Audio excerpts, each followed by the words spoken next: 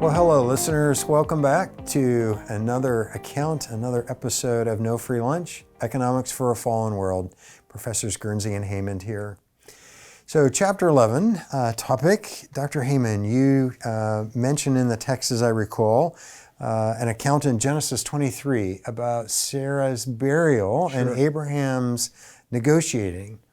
Why do we care about that in economics? Well, there was just a lot of very interesting aspects of this negotiation which are important for an economic standpoint.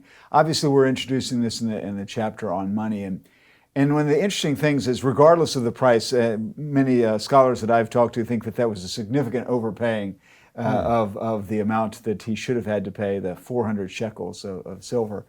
The interesting thing to me as an economist was it was in the way the NASB translated it, is 400 shekels of silver commercial standard. And what this means is that there was already at that very early state in society an established commercial process where everyone agreed to what money was.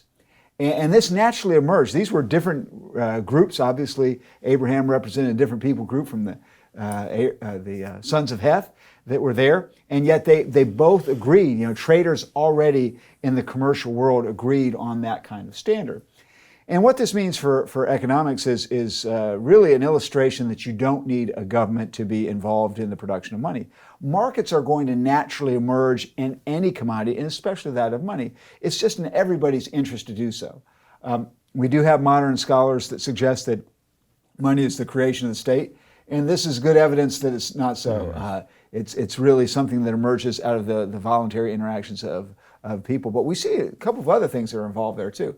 This negotiation, it was kind of weird if you go back and read that section. The way that he was kind of bartering with them and their verbal back and forth may seem odd to us today. But there was a process where everybody understood who had the property right to it. And there was some sort of deed and some sort of legal title that the sons of Heth had.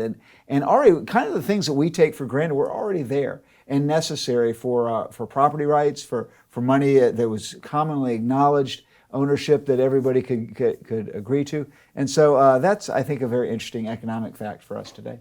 So we'll probably talk about money in another clip, but I mean, it does seem that account suggests, money as a medium of value or stored value and agreed upon value between parties and things of that nature. Yeah. We'll talk about money in just a moment, I'm sure. All right, great. Well, thanks for joining us on this episode.